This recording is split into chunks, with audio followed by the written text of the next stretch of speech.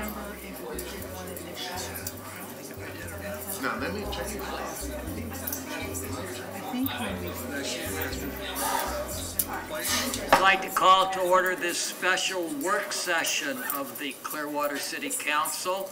Let me remind you that this is a work session, and consequently no public comment will be provided at this time.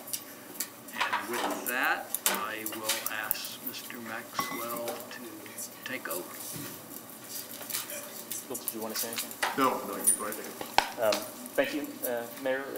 So last month, on the 25th of February, we met with the City Council to let Duncan Webb, our consultant, theater consultant, provide some information about the market that we are currently in as it relates to events, the type of events that we're looking at having here in the city of Clearwater, in Coachman Park.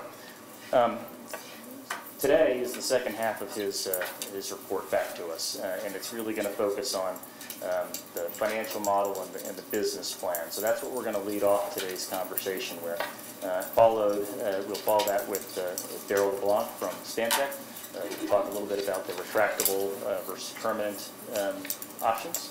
And then Chris Sprague from Jules Shook is going to talk about some of the seating options that are out there. And then I'll finish up with some information about the impact of what has been presented to us from a financial perspective. With that, I would encourage all of the council to use this as an information gathering meeting. We have 4 items that we're focused on as far as wanting to get some direction on Thursday. And obviously this is a very complex issue, so you're going to hear a lot of different things today and probably between now and Thursday, so I encourage you to keep an open mind. The items that we're going to look at, with getting some direction on for Thursday, is whether or not the council is comfortable moving forward based on the financial information that you're going to hear today. Whether or not the roofing system that you desire is a retractable or a permanent structure. Whether you're comfortable with a rate that is consistent with the one that we talked about in February and that we are still recommending. And then finally, whether or not there are other elements to Imagine Clearwater that you would like to, as a council, discuss and hone in on at the next meeting. And with that, I'll hand it over to Duncan Webb, Webb Management Services. Thank you, Mika. Mayor, members of council, thank you for inviting me back to speak with you again about this the amphitheater project. You'll recall we were here. Excuse me, let me ask again that you identify yourself. Yes, Duncan Webb, President of Webb Management Services, 501 Fifth Avenue, New York, New York. All right. So I'm here today to give you the second part of a feasibility study on this idea of the amphitheater. So what we've done so far is investigated the overall idea. Does it make sense? So we looked at the characteristics, growth, and trends in the marketplace, the level and nature of demand, what is the regional competitive opportunity, and then, really importantly, what is the best project to advance community goals? You'll recall, this is a slide that I presented last month. So we like the idea of covered seats, excellent technology, and expanded backstage because they will attract strong promoters who will book higher quality artists, who will attract regional audiences, who will then positively impact downtown Clearwater. The fully developed amphitheater serving a range of community goals is not likely to generate significant profits. The key driver is food and beverage operations. And we believe that the latest seating plan and cover could be slightly reduced, but what we really want the focus to be on is, now with the design team, is to look at the opportunities for temporary, flexible, retractable elements so as to enhance the site as a park-like setting when it's not in use as a performance venue. We believe that that's critically important. And as a part of that also, the rake, the slope of the lawn. So we said, let's test seating capacity in 2,500 to 3,000 seats with a total capacity of 15,000. Right? And then in our discussion after, we decided I will build a business plan based on a 3,000 seated capacity, which I've done. So now we head into the business plan, operating goals, talk about governance, programming, staffing, leadership, facility management, our pro forma operating budget, and then a critical path plan. So we accomplished this work through another round of interviews with users and promoters, more work with city staff, Parks and Rec staff. I collected a lot of financial information from inside the city to make sure that the financial model we were building is consistent with other sort of markers, staffing levels, salary levels, and so on, what you pay for gas and utilities and things. And then we did another round of research on comparable projects. That was very helpful, and questions that were much more very specific in nature about all of the operating elements of the venue. So based on our work last time and the work that had been done prior to us getting here, we wanted to sort of reinforce this idea of a set of operating goals and priorities. And these are not ranked per se. I'm sure we may have different sort of opinions about what should be at the top of the list, but I don't want us to get stuck on that. So, contribute to the economic vitality of Clearwater, and more specifically to the revitalization of downtown. Attract and support touring arts and entertainment to the Clearwater region, make the waterfront the heart of Clearwater, celebrate the city's authentic history and identity, provide public access to safe and beautiful natural amenities, connect to the rest of Clearwater, generate sufficient revenues to sustain operations, and provide affordable access to well-equipped facilities for the benefit of local arts organizations. There really is a very tall order from a management perspective to do all that, but let's see if we've built a model that might succeed.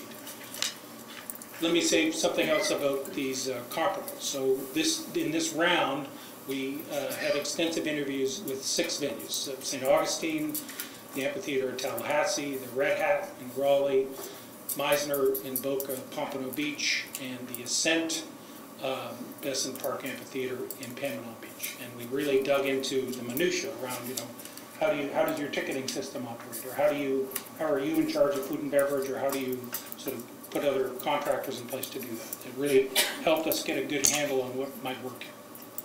So the first thing in these venues is always, how does it come to life? So what are the types of events and programs you're going to bring?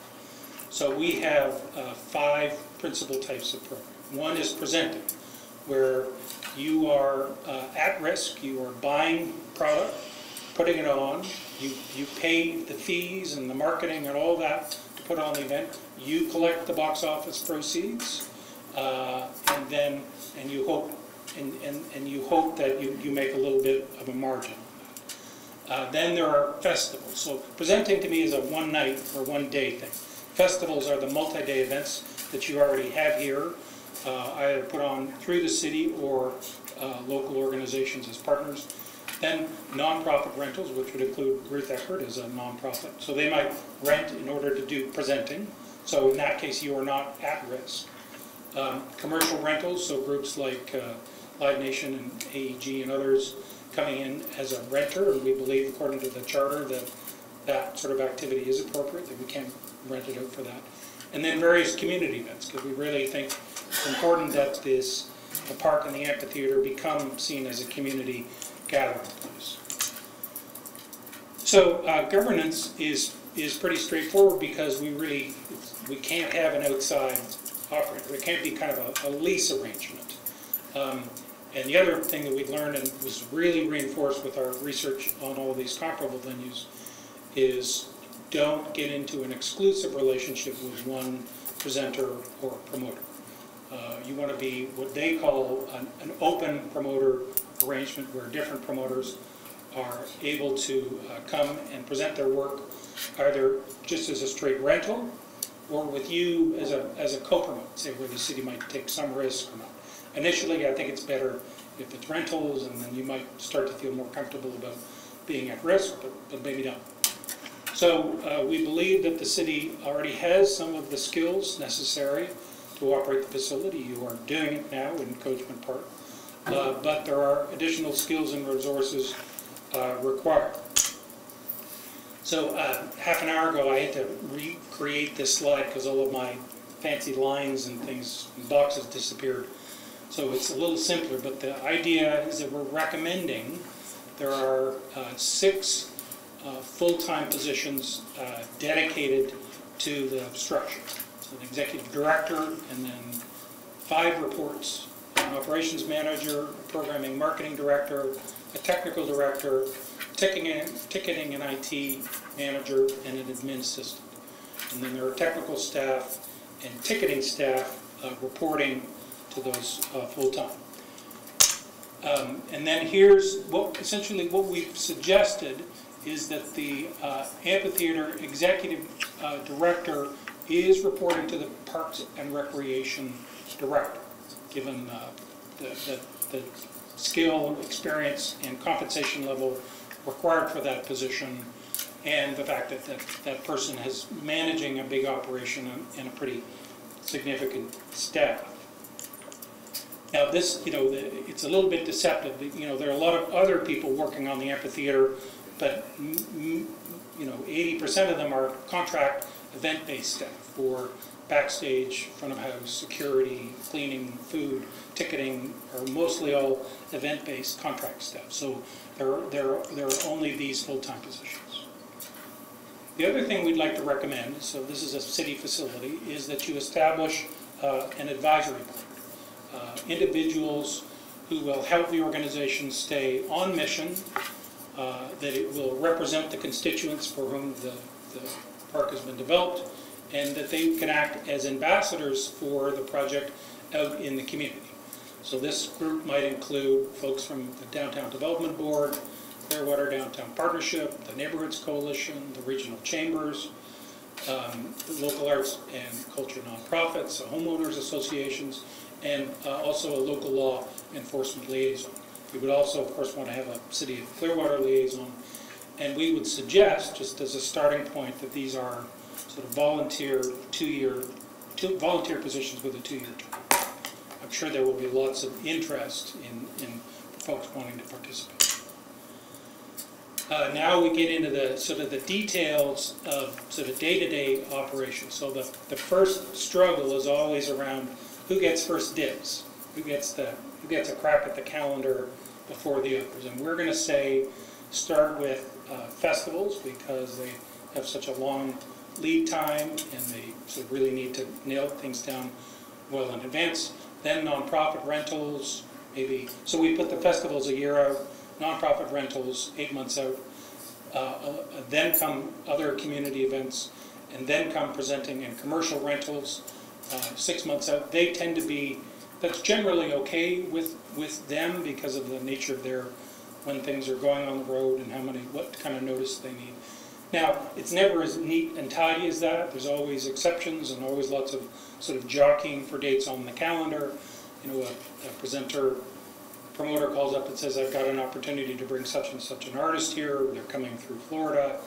So there are always exceptions to these rules, but the point is to make sure that it's clear that you recognize in your operating policy that this is a place for everyone to come and use.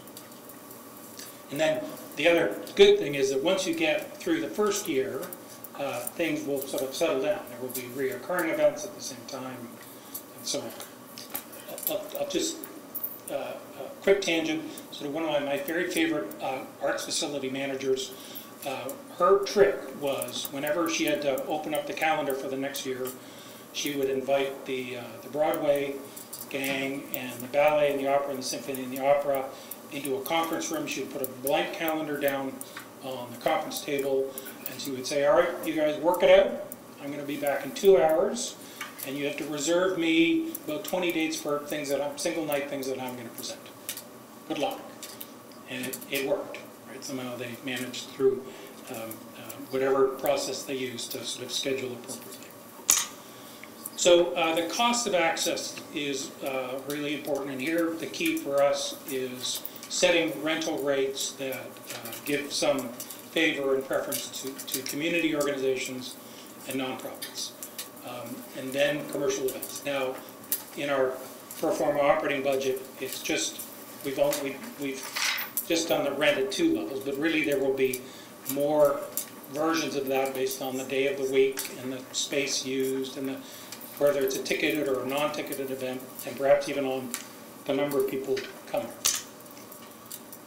So I've already suggested that in terms of presenting and promoting, that we like this idea of an open promoter arrangement. We think that it helps with quality, it ensures community access, it encourages competition, essentially. So, these big commercial venue managers and promoters are locked in an intensely competitive struggle around live entertainment across the country, and they are very keen to lock up a venue as the first step in locking up a market and towards the idea of exerting monopolistic control. And we've seen this happen a lot around the country where these large organizations come in and attempt to gain control of the market. Now, if you remember your Economics 101, you would recall that that's a bad thing, because when one organization controls the market, three things happen. One, the price goes up. Two, the supply goes down. And three, the quality goes down. So the absence of competition is a bad thing and something we want to avoid in the way that you operate this venue.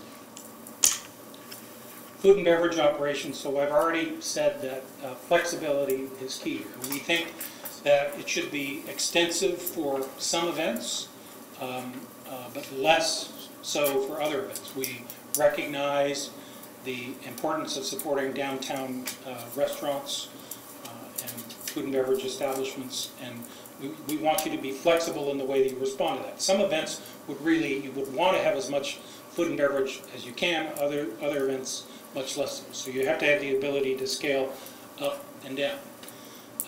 And the other thing I'd like to say is that food and beverage is important from a revenue generating perspective, but it's potentially even more important in terms of how it affects the customer experience. So you really want to give people a great experience as customers, and you really need the food and beverage people you work with to be totally focused on customer service and customer satisfaction in order that you build support for the park over the long term. Ticketing. So you currently use e-ticks for community events. You've also looked at Ticketmaster and other products from Live Nation and AEG. We would suggest that when the time comes, you issue an RFP for ticketing services. It's a competitive way to put the right product in place. And the world of ticketing is changing profoundly. Probably in a span of 15 years, it's gone from a hardware business to a software business to a licensing business to a cloud-based something or other. And there's these waves of new companies and consolidations, and so you really have to stay up with that. Technical labor, we would stress the importance of building the labor pool necessary to run events in the park. And backstage for audio and video, for lighting, sound, projections. We would suggest in this case probably your closest, best partner is probably Ruth Eckerd Hall, and we would encourage the idea of potentially working with them on accessing and contracting, training staff in order to support your venues. So safety and security is a huge issue in our world these days. We have to have policies that prohibit items and sort of motivate good behavior. Various facilities around Florida have other varying ways of managing firearms. It seems to be the most common one is they are able to suggest that the person running the event, either as a renter or as a promoter, it's their rules that apply, and if their rules prohibit firearms, then that becomes the way that the venue prohibits firearms. Other venues don't seem to be able to do that, and they're still struggling with the question of managing guns coming into the venue. So I think with your council and others, it's going to be an important exercise to try and sort out a way that you can manage this in order that will convince these larger promoters that their artists will be safe coming to the venue here.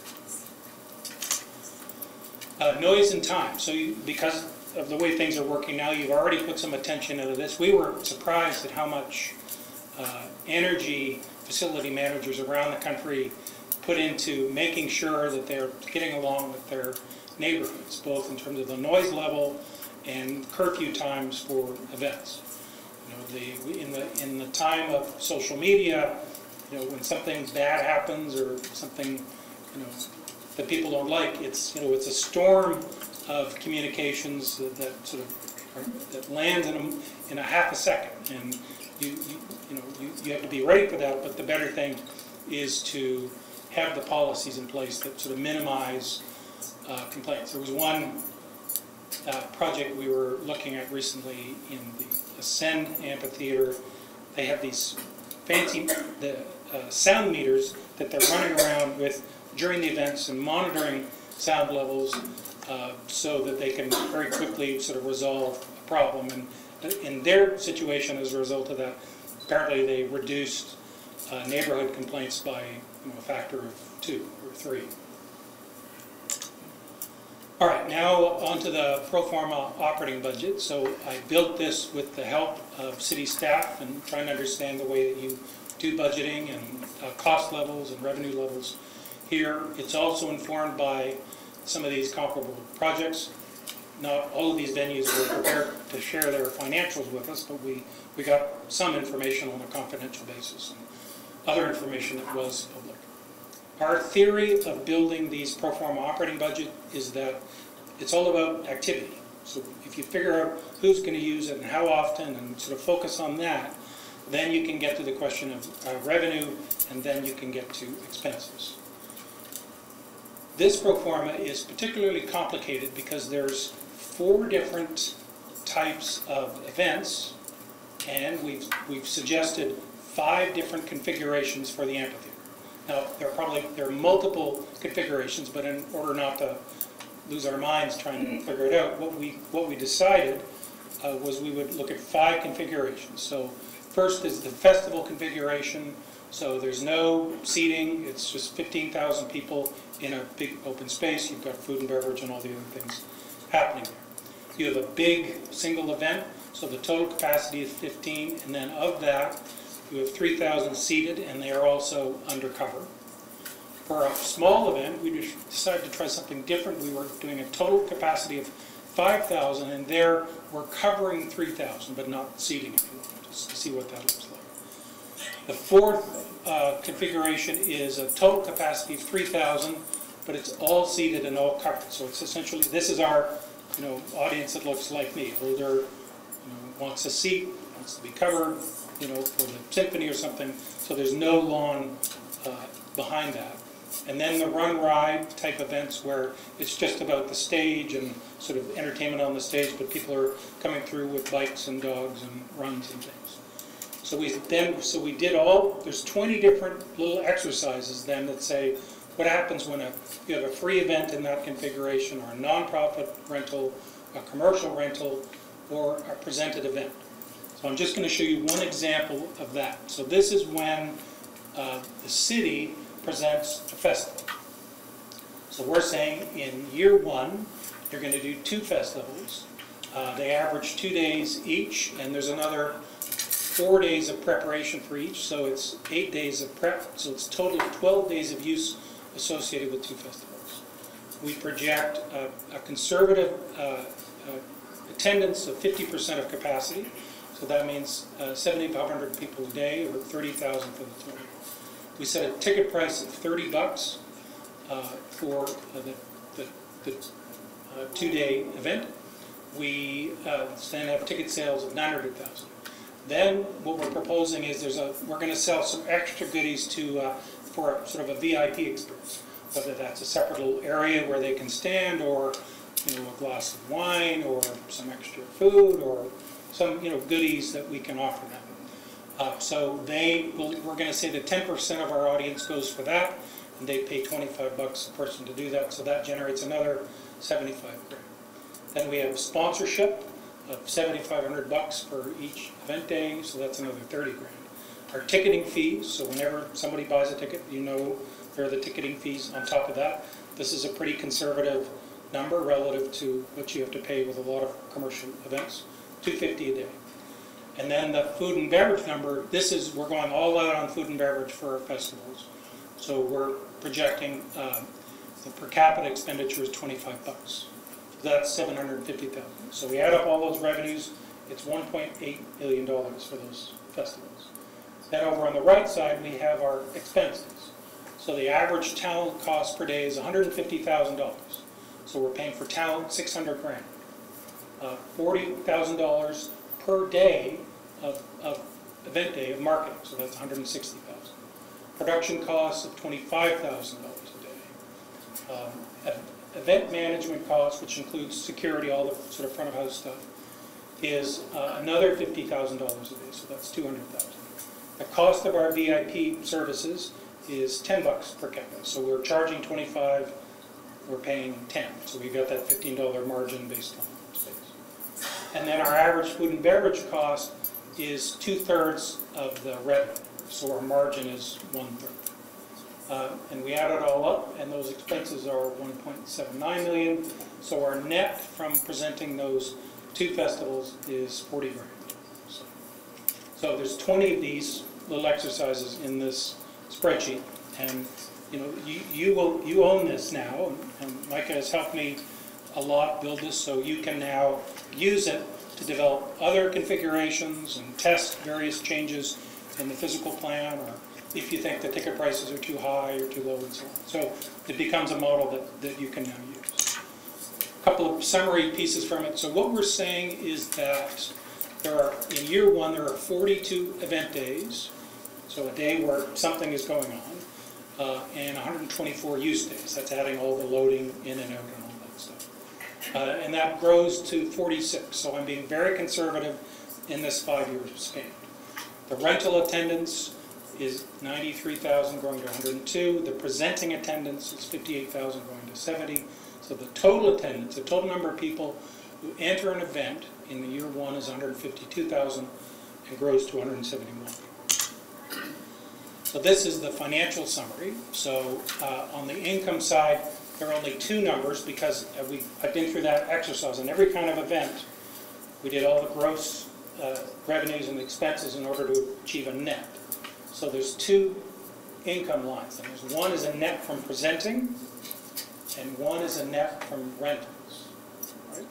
And that gets at 900,000 in year one and 1.4 million in year 5. Against that, we have our full-time staff, our part-time staff, our event staff, then we have box office expenses, administrative costs, occupancy costs. I've done occupancy costs based on relative to a lot of existing city facilities and also other amphitheaters. A city chargeback, we figured some ways so that we can sort of plug into city elements to get some of the services we need in order to get our total operating expenses. The bottom line for you all is the building, in the year before it opens, you have to spend a bunch of money and you don't get anything back. So there's $480,000 of annual funding required. But by the 5th year of operation, you are generating an operating surplus. So in year one, it's 340, you're down 219, 120, 41, and then you're in the black at 21,000 in year 5. So I think that's first of all, I believe the numbers are conservative. I don't think we're sort of pushing hard on anything, and I think that's also a good realistic expectation on your part to get it to that level of operating surplus by year 5. So, you know, I'm making 1,000 assumptions in these to build these budgets. The big risks, really, in this case, are really about whether or not the activity comes, whether or not that people come and rent both to put on their own events, or Live Nation, AEG, Ruth Eckerd Hall come to rent in order to be presenters. That's the big risk, that the activity just doesn't happen. So just to test the downside, I ran another version of the model where we knock off half of all the rental business, and that includes the rental and the presenting business. And in that worst case scenario where reduce staff by anything, the annual funding requirement grows by $500,000. Let me also say something about the level of activity we're projecting. The current venue in the park supports 27 event days. We are projecting 42. So the increment associated with having this new facility, I think, is quite reasonable and should be achievable. Finally, I've done a little critical path plan that suggests how you now move down 3 parallel tracks in order to achieve what I've heard is a desire to have the park open in the second quarter of 2021. In any event, if you're doing that, there's work to be done soon on sort of fundraising, and I think the idea that potentially you could raise some funding from the private sector to support the project is totally reasonable and worth exploring. Then I've checked with the design team, and they are theoretically sort of okay if they're sort of into programming and costing in this second quarter of the year, heading into schematic design, design development, contract documents, bid construction and commissioning. It's a little tight, but theoretically achievable. And then, from my perspective, it's important to start thinking about planning for operations, all the things you have to do around putting staff in place and policy and contracting for ticketing systems and figuring out food and beverage operations and all of that. So I'll just finish with, I'd like to quote the fellow that taught me how to do this work 30 years ago. He used to say 2 things to me.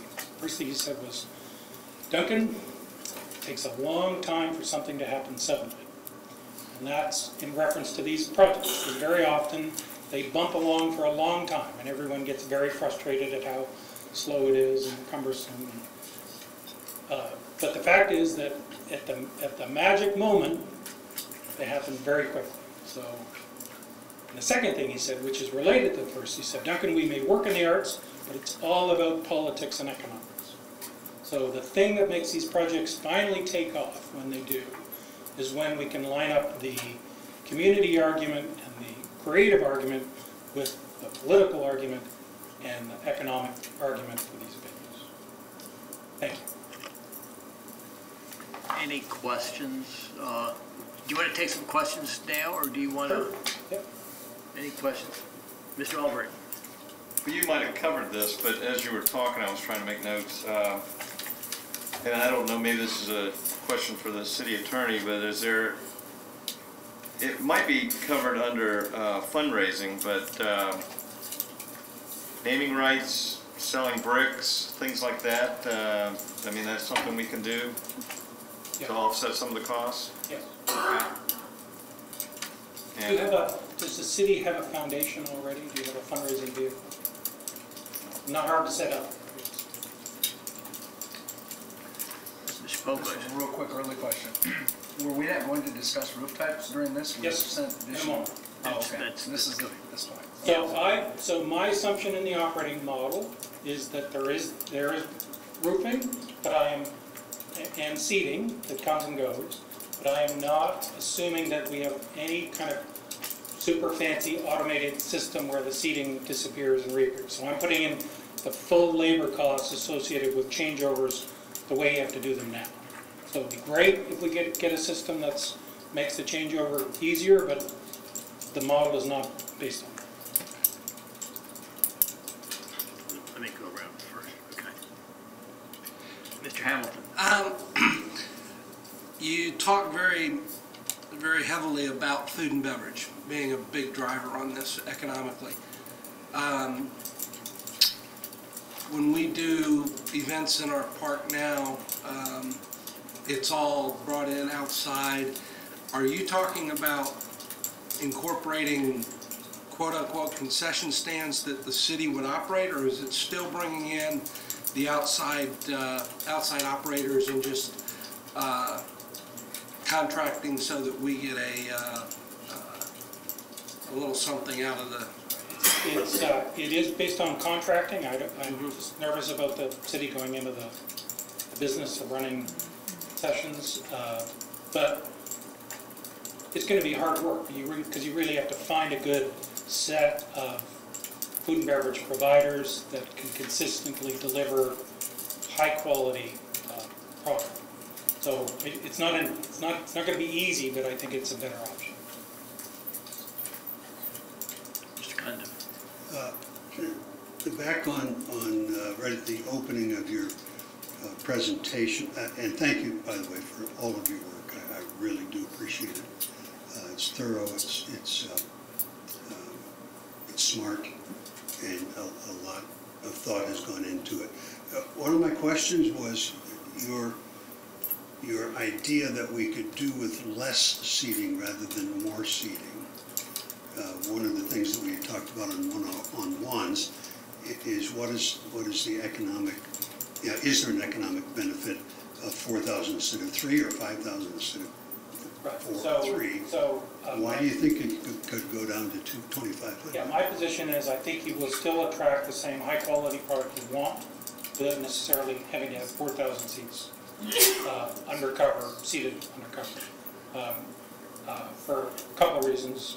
One, I think the total capacity number is more important than the seating capacity. I think the idea of having 15,000 people able to come to events and not be seated is terrific, and I think it also reflects the future. I think a lot of younger people are less interested in our fixed seating events and more interested in things where they're kind of roaming around. We've seen a lot of there are other venues in Florida that are very successful that don't have that larger seating capacity number. But I also recognize that you're at the beginning of a process, and I'm sure there will be lots of pressure, lots of people saying, "Oh, we really need more seats and more seats." And so that's a valid position, because for the outside promoters wanting to come in, they will make more money with more seats. But I'm not sure that you necessarily make a lot more money. And two, you're paying the capital cost to build this. And three, the more seats you build and the more structure you build, the harder it is for you to return to a park-like setting when the space is not in use as an amphitheater. So, this is going to be the hot button issue as the project continues to move forward. I put my argument out, and you will hear others. You mentioned AEG, and AEG thinks that 4,000 is a better number than 3,000, as well as New Bedford Hall. They'll make more money at 4,000. But if they can't attract... Let's not debate with him. No, okay? I'm just trying to get his perspective on it. He's given it. Mm-hmm. All right. He's given it. Let me ask about the staff. Are they going to be city employees then, or part of this No, those are city employees. Okay, so they would be in addition to what we have now? Yeah. Okay. But I built them into the budget. So they're all in the pro forma budget. Okay, so they would be paid from the proceeds? Yeah. Okay, all right. And then let me try to, I think we all had that same, conversation with some other promoters saying that you need more than what you're suggesting. Let me ask it from a different perspective, and I think this is where we're getting to, and that is the competition in the area. What would be the, from your perspective, why are you thinking that a smaller venue then competes with an indoor facility that is a smaller venue, and we then would be about the same size? How does that play with these other examples that you've given us? And number one, I think it's more important to think about total capacity rather than seating capacity. So I think the 15,000 number is a more important number than the 3,000. Secondly, I believe in looking at all the amphitheaters we've seen around the country that the product is still going to come if you're at 3,000 seats, or even if you're at 2,500 plus 12.5. I don't think you're going to lose product. And 3, this will be a lot more of a real conversation when the design team starts to talk to you about what it costs and what the additional seats cost from a capital perspective. Yeah, I just wanted to ask, if there were 4,000 seats, what would the total capacity be? Would that go down then? Yeah. Is that the point you made? Well, yeah, pretty much. I mean, So what would the total capacity go down to then? well, I'm saying the total capacity would still be 15,000. 15,000. Yeah, Yeah. all right. Still 15,000. Okay, let me go back to Mr., we'll follow that same, I didn't get a shot yet. yes, you did? Oh, I did. I asked one question earlier. I said, no, okay, I remember. You're right. My apologies. Okay. You're right. Mr. Okay. Oliver? I apologize about jumping around, but I think you've answered it about the seating. And the more I've thought about this, and even going to spring training Phillies games, I see everybody in the stadium, and then I see a lot of people out on the green. And I think, the more I thought about it, you're still going to have 15,000 space for 15,000 people. So 3,000 seats isn't enough for, you say, hey, I got all this other area behind it, people can put blankets or whatever. I'm fine with that. Well, let me ask you about restrooms. I know you're not part of the design architecture thing, but how do these other facilities, because we certainly don't want to build restrooms for 15,000 people because the maintenance on that would be terrible. So what do you recommend that we should have in the park for restrooms? So the design team will sort of figure out a mix between permanent and temporary. So as the saying, if you don't build the church for Easter Sunday, you have to have enough permanent restrooms to manage most events, but be able to add restrooms for Easter Sunday. Okay. And your pro forma here with going out 5 years, did you figure any costs for not depreciation, but, well, I guess what would happen as the years go out that we need to repair to things? Right. I have not put a capital reserve. Nothing on the capital side. The point, to me, the point is that in the 5th year, you're starting to generate a surplus that becomes a capital reserve, becomes your first contribution Yes. Yeah. in the debt reserve. Okay, and then the only comment that I have, well, it's the question. I'll make it a question. The seating thing has always bothered me because I always envisioned in my head these connector seats that would just pop up 5 seats at a time when we store, and then I started thinking about where are we going to store all that stuff, and nobody could tell me. I didn't want to have to invent the wheel, but nobody could show me anything that people are using like that. So you're figuring just a regular, like we have now, a fold seat that can be flattened out, that we just have a crew come in and set up and take down? I feel very fortunate. I'm going to be followed now by Daryl and Chris, who are going to address the seating issue in great detail as well as. Okay, thank you. That's it. Not yet. Not the seating thing yet. Okay, because right, we're not done with this. Okay, thank you. Mr. Pogley. Thank you, Mayor.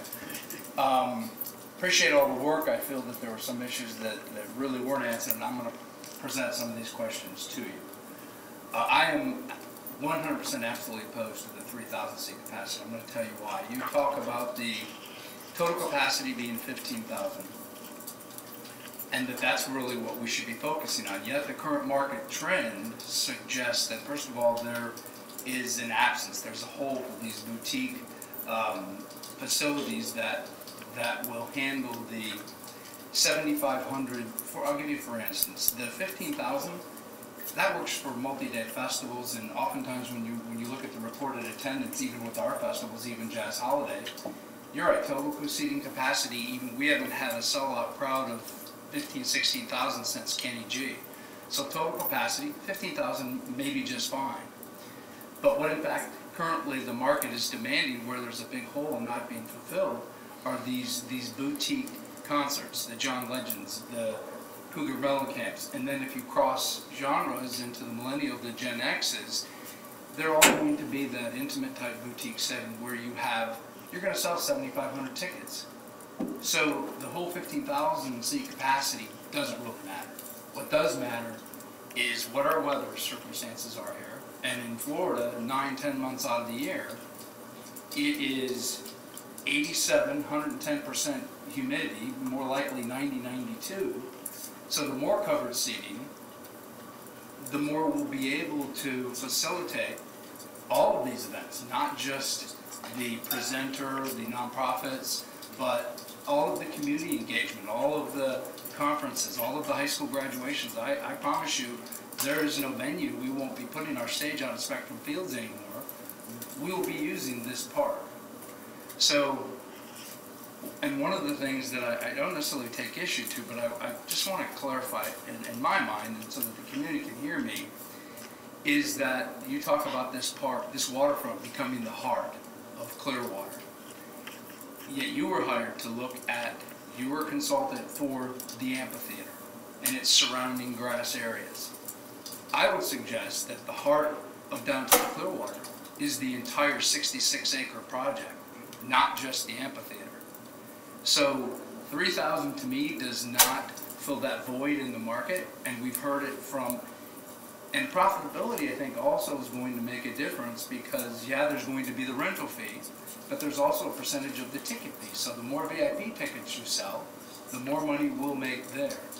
So I think these are valid points, and if we don't, I've heard it over and over, not just from Ruth Ecker Hall, AECOM, Live Nation, but attendees, that it is about the experience, and if we don't build it, either Jeff Vinnick or Bill Edwards is going to do it in St. Pete. And so I worry about going too small and not being relevant into the future. So the 3,000 is not the right number. I was really hoping that we would come back with data. Mr. Poblaze, Okay, let's get I'll let him the, respond. I mean, Sorry. The argument on the part of the promoters is compelling. The threat that somebody else is going to do it is nerve-wracking. But I'm just going to stand by my experience of venues that actually get built and operated, that I think I would rather you were in a position of being a little bit underbuilt and selling out events and having a reasonable capital cost, rather than you were overbuilt and hoping for more bigger. Final question to segue. all right, Council, let me remind us that our purpose here is to get information, okay? And we have an expert here, who's given us his, let's focus on those things and not our own personal opinions and what we would like, so that we can benefit each other. Okay, agreed. Then I have one more question for you. How would you assess or explain that St. Augustine just added another 700 covered seats for their venue because of the demand? And did they just build it too small to begin with, or? They've got a great model. They've got a very sort of tight, steeply ranked venue that isn't really possible where we are. And they've made certain choices about how they're going to program it and operate it. That they are in all the venues we looked at, they are the sort of aberration in terms of profitability. I think the thing that they do better than anything else is the food and beverage. So the more seats are, in my mind, are really about driving more food and beverage operations. So I think you can approach that level of, you can do well financially in the structure if you pay good attention to food and beverage. But in your case, you also have to respect the desire to take care of downtown Clearwater. So it's going to be a little bit trickier here to do what they're doing there in many respects. You don't have the slope. You've got downtown to deal with. Any other questions from this side? I don't know if it's necessarily a question, but I'm going to try and form it as one. I think we're getting hung up on the number right now, but I mean, when you talk about covered seats, once the sun goes down, I don't care if it's covered or not. We're talking about, you know, how many of our events take course, you know, or take place in the middle of the day, at the heat of the day. It's, you know, and when we're talking about covered seats, that's what they are, covered seats. You know, we're fortunate here to have the kind of weather that we don't lose a lot of things to the weather, you know, precipitation, but, you know, that's a chance everybody takes around here. We live with that. You know, and 3,000 undercover, could I be convinced to go a few more? Probably. However, that doesn't preclude us from putting more seats behind those seats. They're not covered. All right, your covered seats are going to draw a higher ticket price. So, you know, it's still a matter of, because no matter who the entertainment is, we've got a big old piece of property there that whether people buy a ticket or not, you're going to have some people that might be hanging around the perimeter of the park that are going to get the enjoyment of the event without buying a ticket. So it's a matter of programming the kind of entertainment that people want to be there for and are willing to pay the price of admission for that. I'm trying to keep that frame of mind rather than getting caught up in one number versus another, because we got a lot of work to do before we get to that. And I'm not sure I heard a question, but I'll pretend like I did. I appreciate that. Mr. Condo. I have a question about the rake. Should I wait until the next discussion? No, go ahead. Were you given a certain percentage of rake to work with, or could there be a better rake for that space? Well, I better leave that. What I was working with in building the business model was a rake that allows the site to work as a park when it's not in use as an entertainment. Meaning the slope is gentle enough that people can be there doing other things when they're not at an event. It's not so steep as St. Augustine that you can't. It could only be one thing. Can we talk a little bit about the number of events and how long the park area would not be a park area because of the setup time? Right. You indicated that it would be an additional 15 events from 27 to 42. Yeah. Okay, and then I wasn't sure I understood how many extra days that would take the park It's out on of. slide 23. I'm caught up now. So the use days, or essentially Okay, right. days when it can't be a park. So You got- for every day that we have an event, it would be at least 2 days that it would not, 2 additional days that it would not be. Yeah, it's different for the event types. Yeah, but roughly. Under currently, do you know what happens, or do I have to ask staff? As far as days closed, Yes. ask Chris to come up.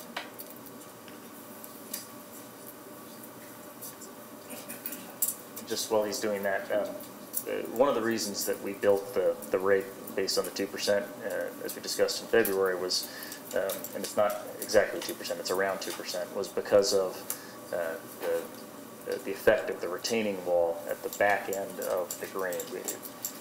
Early designs showed at a steeper rake a much higher retaining wall, something around 10 feet. So that was the reason we designed it a little flatter as well. So are we planning to go up to below the bluff walk? Is that what We have a visual we'll show to you in a minute. So are the different types that he mentioned, 5 different types of events, there's different setup amount of times depending on the event. So a run would be like a 1 day, a jazz holiday would be about a week currently. So I think an average of probably about 3 days. And that's but what I'm asking now is currently we have how many events at the park? 27? 27, I'd say probably an average would be 3 days the park is down for that 27. an additional 3 days for each event. So that's 27 times 3 is 81. 81, and 27 is 108. And right now, Wait, don't confuse me. Yeah, okay, so we're at 108.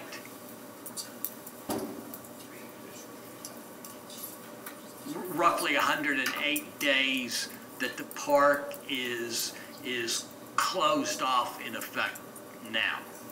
Right. Under the plan that you're suggesting, it would be 166 days 124. plus the 42. No, that's total. 124 is the total days of use. Oh, the 42 is included in the 124? Yeah. So, go back then to us. It's the 27 plus 3 days plus 81?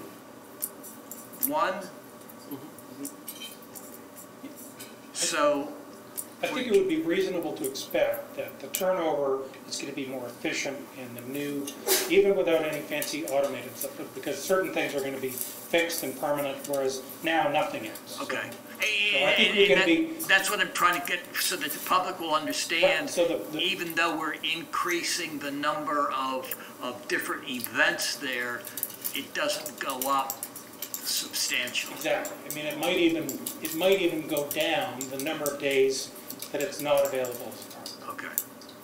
So that's important from the public.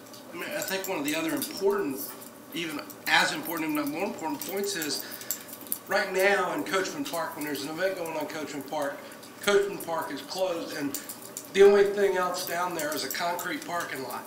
When this is done, even when there's an event going on, we're not going to be shutting down the other areas of the park. There's going to be other areas for people to come to. This is just strictly the event.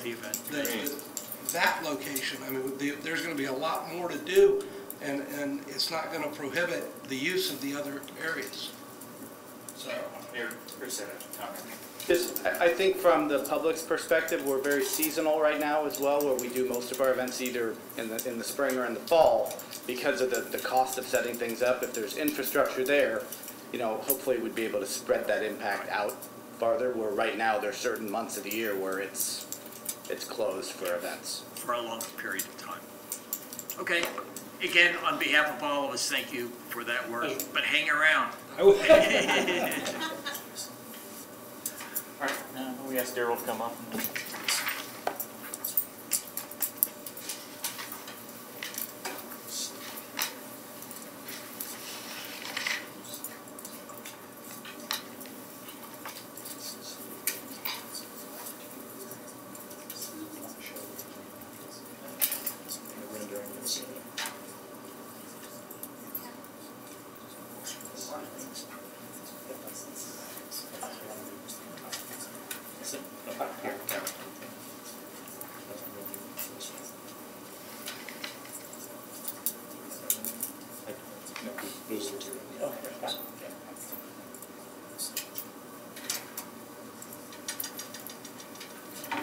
Okay, good afternoon. Daryl LeBlanc, architect with Stantec. Last time we were here, we were talking about retractable roof systems and some alternatives that we might be able to bring to this project. So we're going to talk about some of the systems that are out there and what might be applicable to this project specifically. So essentially, there are 3 different types of retractable roof systems. There are fabric types, there are solid types, which could be polycarbonate, could be glass, could be metal, but it's solid roof. And then those are essentially available in off-the-shelf type of configurations. Then there are custom systems, which could be virtually anything you can think about. So those are the 3 basic types that we're looking at now. And let's see. Okay, so as far as the first type is concerned, the fabric types, you probably have seen some of these before on things like outdoor dining terraces and things like that. They're intended to cover relatively small sections. Something in the neighborhood of an 18 by 24 foot space. The image that's shown here has multiple sections grouped together, so it can effectively cover a larger area. One of the things that's important to note here is that The image on the left is showing it employed. The image on the right is showing it in its retracted version. There's still a fair amount of structure that's required to stay permanently in place in order for that system to actually work. So the structure doesn't go away, the retractable surface does. Some of the other things to consider with this type is that if you look at the seams where that fabric runs along the guides, they're not exactly waterproof. So if it is raining, some of these systems don't provide 100% coverage. Some do, but not all of them. The second type of system is a solid type. You can see an image on the bottom right. That peaked roof section is the operable section. And what happens is those center panels that meet at the top of that ridge actually slide down and cover the lower sections. And these happen to be polycarbonate in this case. They're about 10 feet wide each, and they just have an array of them so it can cover as much space as you want. It is obviously a better system when it comes to having better protection from rain, but there are limitations. Again, there is structure. When you look at the image on the bottom left, that structure, those trusses are in place because it's supporting not only the sections that move, but the sections that they stack on top of. So again, it's important to note that the structure doesn't go away, but the roof panel that covers it does. And then of course the third system is the custom system. And that's anything that you could imagine, and they come in both large and small sizes, but you see them most typically in a larger size. This is the Arthur Ashe Stadium where they play the US Open. You can see that center section, it kind of splits apart in the middle. And the entire section in the center then becomes open just by virtue of the way that the structure is configured. And it is obviously quite a bit larger than a tennis court, so you can imagine the size that that might take in this particular project. There are other systems, such as this one, that do allow the entire structure, in addition to the canopy system, to be retracted. But they require guides, they require rails, they require something for that structure to slide along that's fixed in place. In our particular project, chances are that system would be on the ground if the structure itself wanted to move, as well as the retractable canopy part of it. So the point is that there's infrastructure that is in place that doesn't all vanish and go away. In this particular type, this is a football stadium up in Vancouver. The center section moves. To give an idea of size, this is about 1.5 times the size of the covered area that we're talking about for Clearwater. So that center section that operates isn't too far off from the scale that we're talking about here. This project we saw last time when Duncan was looking at different comparables. This is that festival space in Austria. And these canopy systems kind of collapse toward the center. And it shows it employed, and then in the non-employed sort of version of that, non-deployed. And you can see the cables and the structure that is required to maintain its operable characteristics are in place all the time. So what you see on the right is what it looks like when there's not an event. So that system is there, and there are other ways of doing this, obviously, but the point I'm trying to illustrate is that the system and the structure stays, and there's always something there. And then the last two projects I wanted to show, the one on the left is a custom version of that retractable canopy system that is on those curved beams. This is a bar, a rooftop bar at a hotel in San Francisco. And those pleated sections just go off to the side. And there are multiple, I think there's 8 of them in a row here, so it covers an entire roof.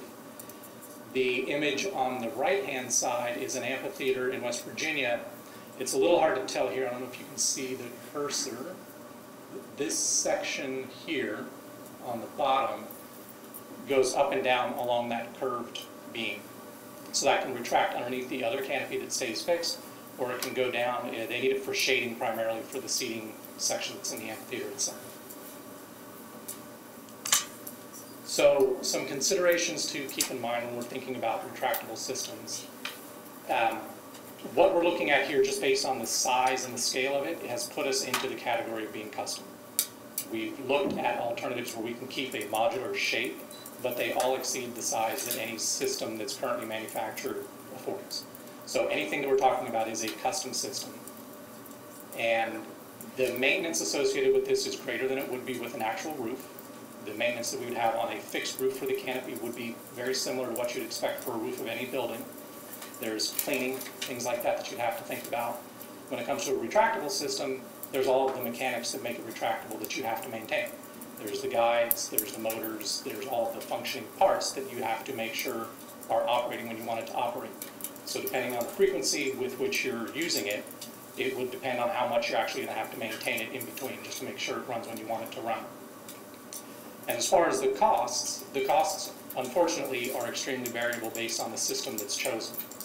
We've been hearing from different manufacturers that we've talked to and from our cost estimator that a large chunk of the cost that you're going to have for this canopy is actually in the structure itself that's supporting it, whether it's retractable or not. The increase to a retractable system could be anywhere from about 15 to 50% more than the structure that you need just to provide the place for the retractable systems to move. Does that make sense then?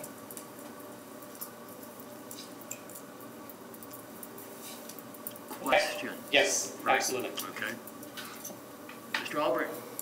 So some of the pictures you showed us are in other parts of the United States, but seeing how we're right here in the Hurricane Alley, I'm sure that would contribute to the cost too, for something, even the structure. Like I can see going with some kind of fabric, but that's the part that doesn't worry me, is the structure on that would have to be. Absolutely. I mean, we're in an area where there are wind speeds that are greater than they would be in Vancouver, for instance. But all the manufacturers are familiar with that. They have systems in place here. It's the fact of doing business here. So all the systems that we would be proposing would be suitable for this location, without a doubt. What about the maintenance? Just the, like the tracks and everything, is there a lot of maintenance to that, to keeping them where they work back and forth? Yes, and that's what I was suggesting before. If you're in a situation where you're actually using it a lot, then there's probably, in some cases, less maintenance than if it were to stay fixed in one position for a long period of time. But there are rails, there are bearings, there are wheels, there are things that have to be lubricated in oil in order for it to work, and you do have to expect some sort of maintenance associated with that. There are some systems, some of the fabric systems, they're pulled by cables, they're retracted, and in other systems they have motors that actually move it. So it depends on the weight of the system, whether it's a solid or a fabric system, but there's no question there's increased maintenance because parts are moving, and you have to make sure that there's no debris, there's nothing that's in, no bird has gotten up on a rail and created a nest there that hasn't been employed for a week or two. So you do need to maintain it. Mr. Maxwell? It's just, I just checked with Duncan. He did build in maintenance costs into his pro forma, just so you're aware. That pro forma that he had did include retractable roof maintenance costs, or an estimate of them at the very least. Okay. Any other questions? Yeah, I had one that just left me Okay, well, when I was listening to. it'll come back. We'll give you a second chance. Okay, thanks. Mr. Pogleis? Thank you. So, to me, what's pretty scary is the 15 to 50% range. Exactly. My question then would be, of those that we saw, which ones are the most expensive? Which would be the 50% increase? So the ones like the Arthur Ashe Stadium, as an example, is probably among the more expensive because that entire center section goes away. So the sections are much larger, the mechanics are much bigger, the motors are much bigger, everything is bigger associated with that system. One of the things that we're looking at here would be to try to refine things in a way where the sections are smaller, there's more of them and they're smaller, and hopefully keep things a little bit more cost effective. But we have had a number of conversations with different manufacturers that are anxious to get into more design and more refinement. That's why they're hesitant in giving us an exact number, because we haven't really fully developed that system. And I agree that 15 to 50% is a pretty big range. And my guess, based on the overall square footage and size that we're talking about, it doesn't seem like it compares really with some of the stadiums that we see. But the reality is, it's a big area. It's about 38,000 square feet of roof canopy that we're talking about. And if that section or that area is all going to be retractable, that's a big surface area. I have a question for Duncan, if I may do a follow-up. On the community programmed events, which makes up a pretty substantial portion on the amphitheater, would I be correct to assume that most of the community programmed events would be during the day when we would, I'm trying to see the majority of the events, would they require open sunshine? Or the majority of events, would they require covered seating, covered area? I think in virtually all of our events, we have given, there's the option to have that covered area in the front, seated or not. I've been out there for Relay for Life, for instance, and we tried to do exercise, and I'm thinking of yoga and some of the pictures that you showed us. At 9 o'clock in the morning in the summer, it's not nice. Roofing would be, so I'm just trying to get a feel when can we justify the additional expense of retractable roofing if we're going to be using the space covered most of the time? Yeah, I just, you know, Darrell was able to give me some numbers just before this meeting on an option that he's been working on. I don't have the visual for that today, but we can certainly have it Thursday and before Thursday with, you know, any one-on-ones. But the estimated costs he received that he provided me just before the meeting were a range of 9.6 to 11.3 million for the structural canopy. So the in-place structured canopy. What was that again, please? I'm sorry, it's 9.6 million to 11.3 million. For fixed? For the fixed, and the retractable option would add another 600,000 to 1.5 million. So that version is on the lower side of that. We'll give you the visual of that so you can see it, but I just wanted to give you a sense that it isn't necessarily going to always end up on that higher 50% level. What do you move? No, we're going around. One comment I'd like to make was when the council talked about increased programming, the staff tried to imagine, well, what does that really translate itself into? Because there are times of the year we don't have programming. We don't have programming because of the weather and because of how the crowd has responded to those that hot, humid time frame. The canopy served as, in our minds, for a while there, to be the aspect that makes those summertime events occur. And so, you know, I think that's kind of been the issue. What's driving the canopy? What's driving the canopy has been, and you all correct me if I'm wrong, staff correct me if I'm wrong, has been the desire to utilize the park year-round, as opposed to the typical seasonal timeframes that we have used. I think it would be rather difficult, even during those seasonal times, to ramp up to the kind of programming that we kept hearing you say. Because remember, you all remember those conversations. It ranged anywhere from having something there every night to, you know, certainly an increment higher than what we're currently doing now. So, well, I think since I still have the floor, I believe, Bill, I would suggest that that's only one driver for the covered roofing, retractable or permanent. The rest of the drivers are to make it an enjoyable destination for whether it's a nonprofit or presenting for whoever's doing it, and to increase ticket sales and to increase or decrease risk of providing these events. So it's not just to make it a 12-year-round park and a much better community asset that can be utilized all year long, but to be more of an enticement for greater programming, better artists, more popular artists, all the different genres to come to that park. I think covered seating is important. but I was just referring to the conversations we were hearing at that time. So that wasn't necessarily the argument that was being made. Okay, I just want to make sure it's not the only driver. Okay, thanks. Mr. Hamilton. Well, I guess, again, I don't know if I'm going to be able to get a question in here, but I'm just telling you from experience, cloth awnings or, you know, fabric awnings, we've got those on the patio at the Palm Pavilion. And in about 2 months, we're going to be in the process of taking them out and putting a permanent roof in. Because while they look great and they're wonderful when they're new, and they have a little bit of water repellent property, over time the Florida sun takes that water repellent property away? And are we trying to create, or do we want these covered seats? Do we want the covered seating to be a dry place in inclement weather? I would say yes. So I think we're looking, I think personally we're looking at a permanent roof, or if you want to talk retractable, it's got to be a hard surface that's going to be probably more expensive.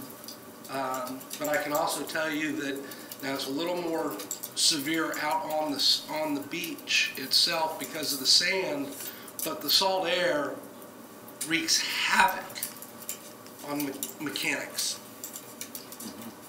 And we are a high salt air environment. So, from a cost standpoint and maintenance standpoint, a fixed permanent roof, I think, is going to be our best bet. And that also provides an area of shade when there's nothing going on. And in the summer, people can be down there, they can be in the shade and get out of it, go, up underneath it. So I think that's, for me, my vote would be for a fixed permanent roof of some sort.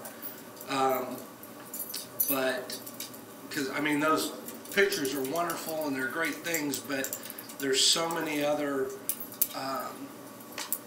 things in play, and I can tell you, we spent a lot of money putting those retractable awnings in at the Palm Pavilion, and they've been great most of the time, but when it does rain, well, in a high wind situation, they have to be retracted because they won't do it. And if it rains, everybody that's sitting out on that patio has to pick up their dinner plate and run inside because it's not waterproof. So it is, that's, I probably got a nickel's worth, not 2 cents in there. So. I'm looking at the space that's left after the green, I guess we call it the green, that's not seated, but standing or on blankets. It seems to me that's at least a football field to 1.5 or 2 football fields. Am I right in thinking that it might not be necessary to have a retractable roof on the area just in front of the stage? And I may be wrong on that, but it seems to me that a fixed roof would, and I don't know if you, what your personal opinion is on it. I know we've been talking about retractable roofs, but with the additional cost, the additional risk of inoperation of it, do you think the risk is too great to make it retractable? And is there enough green space that we don't need to worry about? So I guess my opinion on that would be there is a lot of park space around, there's no question about it. I think that with regards to it being retractable or not, I think we would probably, if we could, have an opportunity to study both systems with a fixed shape and say, what does it really look like with an actual manufacturer, to give us some real costs and some real ideas about what are the mechanics, what sort of systems are there that you would need to maintain, what parts might be needing to be replaced every year, every 5 years or something. I don't have the answers right now, but I think that if we were to develop this idea further, we could look at an alternative that says, in this particular plan, that's the shape. We can design it as though it were fixed, we can design it as though it were retractable, but right now, we don't have enough real detailed information to say to you, it's going to fail because it has this type of mechanism or not. I just don't know, but I think that we can study that in future steps. But I do agree with your assessment that there is a lot of park around it. And I think given the fact that whether it's retractable or not, there's structure that's required to support this. So there's a portion of that that's going to feel a little different than the rest of the lawn that doesn't have that same structure. Can you still use it? Of course you can. Whether it's covered or not, you can still use it. It'll just be a little different. But I don't know that that's necessarily a bad thing. Can we go back to your, I think it was the last slide on the retractable that looked like it had like a, no, This one? another, no, that was early, after the Arthur Ashe one. Those were the two after. No, all right, well then, no. thought you showed us another one. All right, well, let's use this one because that's as close as I guess. I thought there was another one there. Help us understand how much space are we talking about on that one? So each one of these sections, even though they're pie-shaped, they're covering an average of about 18 feet by 24 feet. Yeah, you said that. I meant in terms of how many seats would something like that cover? Oh. We're looking at, so this would be 432 about 400 square feet, and we're looking at a roof for our facility of about 38,000 square feet. So it's a little bit different in terms of the scale. Okay, so my concern is that anything that we're talking about is going to take up green space because of the structure that's going to need to be there to support it, whether there's an event there or not. Yes. And the bigger area that we try to cover, then the less space would remain open in quotes green. Is that? Yes, that is true. Okay.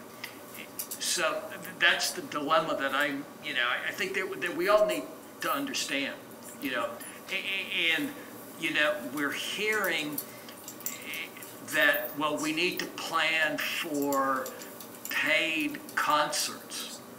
Well, no, we need to plan for a park that is active year-round. And we're talking about maybe adding 15 extra. But how many successful events do we have now that have no cover, and really, in certain cases, not even any seats? For example, Wild Splash, do they sell special seating? That's just all open. I'm getting a no. Yeah, that's all open. The mosh pit is a special. That is a one-off, it's not No, but what we're talking about is different types of events. Yes. Okay? Absolutely. We can't just talk about paid events with seats. Great. Okay? And right now, the majority of what we have is that. Another example that we need to keep in mind is that, St. Petersburg has had the Rib Fest. Closed event in a park area that is no longer going to occur because of the cost, but that's a festival. And it has been very successful in the past as an open-air festival. So let's not get hung up on having ticketed, seated events as the only reason why we're going through all this and why we're trying to determine what kind of a roof to have. I was sort of in the back. I thought we had a slide there. You just scared me because I was trying to figure out what we're going to do with the stage part. We've all agreed that we're going to have a stage part. We've all agreed roughly the size of the stage part. I think it's there, because I noticed the same thing. It was like a fixed part over the stage, Yeah. and then it's the last slide you have there on the right-hand side. It was on the right-hand side. Right there. That's fixed over the stage, and then it has the part that comes underneath. Okay, maybe it was that. And what I was thinking is, here we're Clearwater. We have the sun that we're trying to set. Is there some way that you can do spokes coming out that would have I'm not a good engineer, a retractable, where it rolls down those spokes. I thought there was, similar to that first one that you had, and that's why I asked how many, but what you're saying is it doesn't really, you would need an awful lot of them. You would need a lot of them. Yeah, Yes. And that's what scares me. Yeah, because that way you can almost do it without having supporting stuff on. It's possible. So if you wanted to go to a structure that has a large cantilever and less structure that hits the ground, it's possible. It just drives the cost. Yeah, that's the 50% as opposed to the 15%. Well, if we're talking about cantilevering from stage out to the lawn without any vertical supports out there, it's going to be more than 50%. Oh, well, you just shot down my idea. I'm sorry about that. All right. It's a good idea, though. Yeah, it was a great idea. It was a fantastic, it would take care of all of our problems in effect. Mayor, I know that we've brought this up before, but just to make sure everybody understands that the structured version of this would require some alternative ground cover. I think we've talked about that several times. Rather than grass, the retractable, we could potentially have grass. We need to continue to study on it. But. And I'm almost thinking that we probably should have had the discussion on the seats before we had the discussion of the roof. So why do we move on to the discussion of the roof? Well, I thought we were going to get a second round of asking questions during this. Because I know David had a second set. This discussion here has prompted a few more for me. Okay. Well, the only comment is that I think you need to have a fixed part over the stage, because more importantly than somebody getting rain on, if the musicians are out there with all that equipment, we want to make sure that gets, we don't want to have any leaking coming down on that and having to tarp everything. So that's why I kind of drew my attention to this one with the fixed and then the part that comes out from that. But so that's the only thing I would suggest is whatever we do, we have a fixed part over the stage that covers it, protection for the. And I would add to that the benefit of having the fixed structure over the seating area also allows us to have lighting, speakers, other things that you need for performances to be there fixed in place, which will cut down all the setup time that might be required otherwise.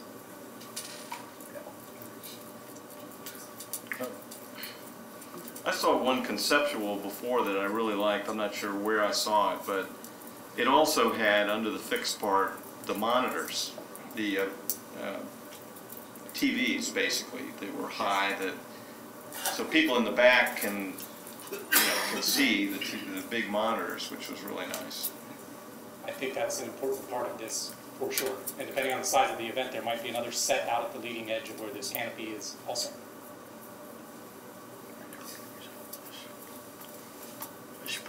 Thank you, Mayor. I mean, to me, that's a no-brainer. That's a given. That's what we have. That's what we have now. You have to have that, or forget it. Don't even build it. You can't call it an amphitheater. Just call it a cement slab. I want to approach this from the community programming side, because first and foremost, we're supposed to retain the community character and availability for the community. Set aside the fact the entire park is 6 acres. We're talking less than 4 acres for this.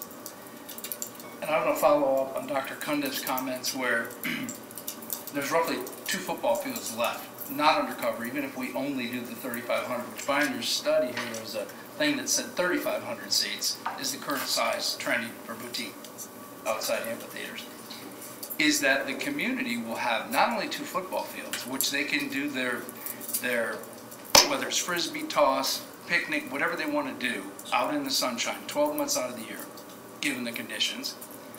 But then with this covered area, all of the other things that we've all talked about, you can ask Parks and Rec what those programming options look like.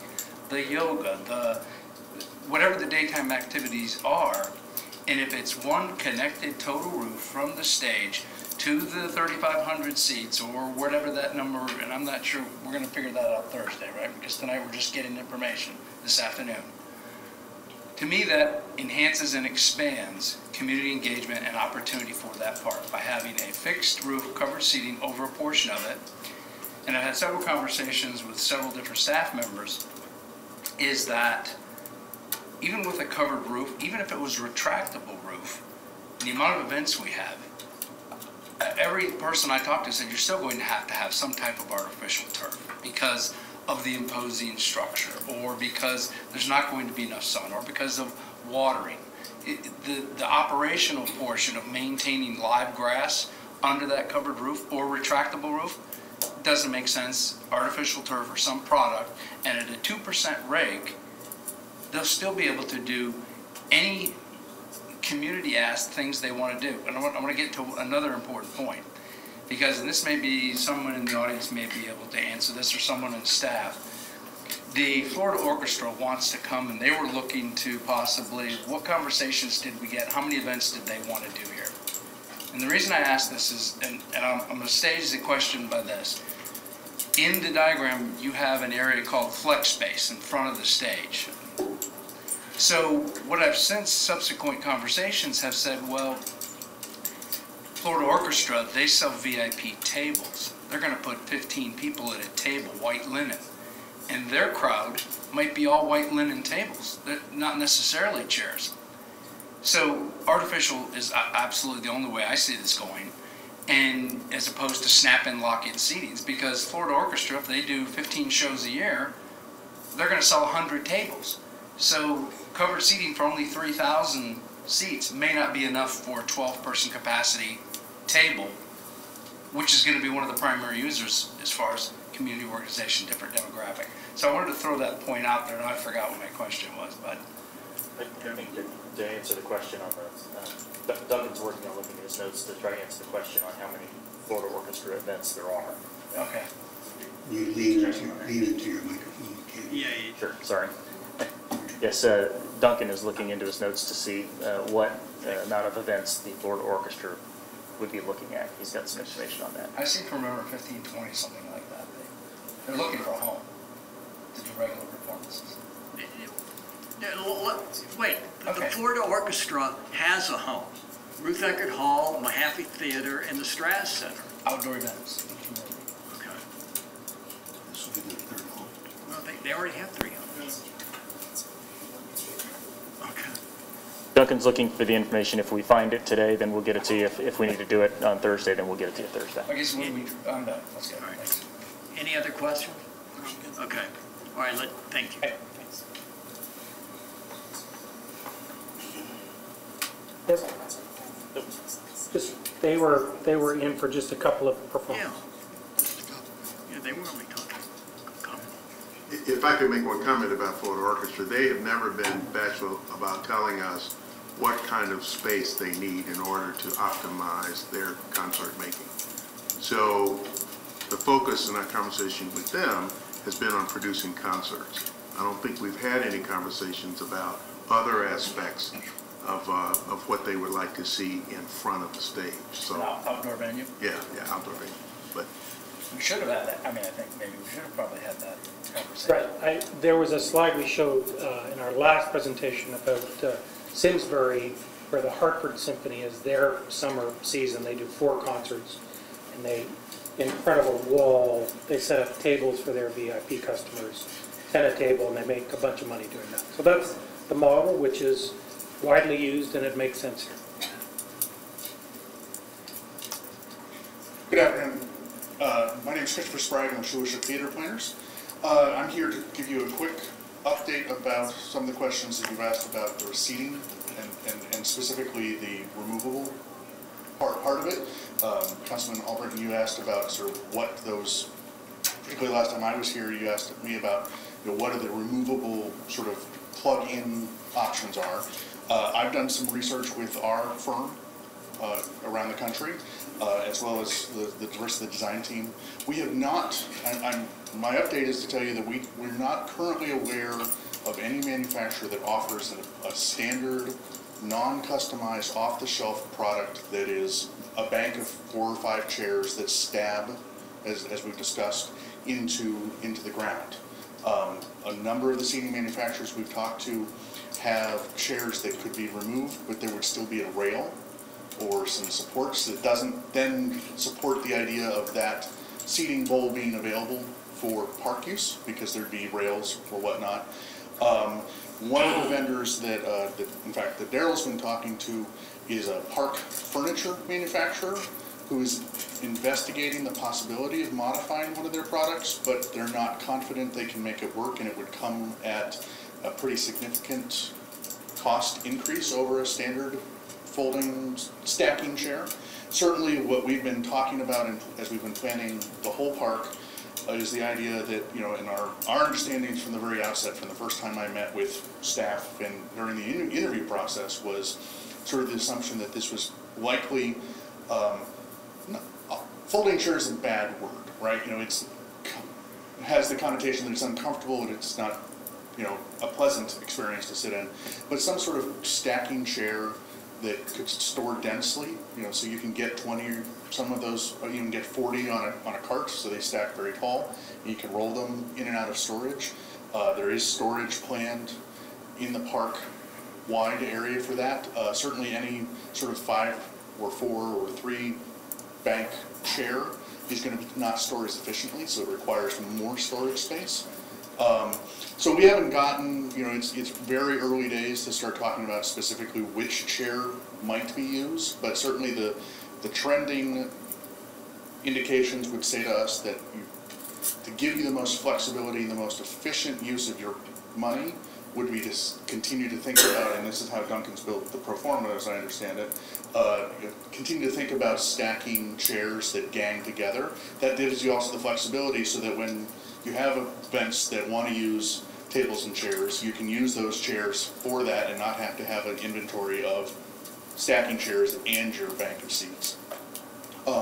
Gives you the flexibility to set that row spacing, certainly with the 3,000 seat layout has has a certain row depth, and that would be the narrowest you'd ever want to get. But if you had an event where you only needed 2,500 or something, you could play with row depth, and give everybody a little bit more room in their row. So the flexible part of the park comes into play with sort of following that down. So barring certainly what I would think as we go forward in the design process would be to continue to study those options. We'll continue to engage seating manufacturers and see if we can come up with something that is more quickly.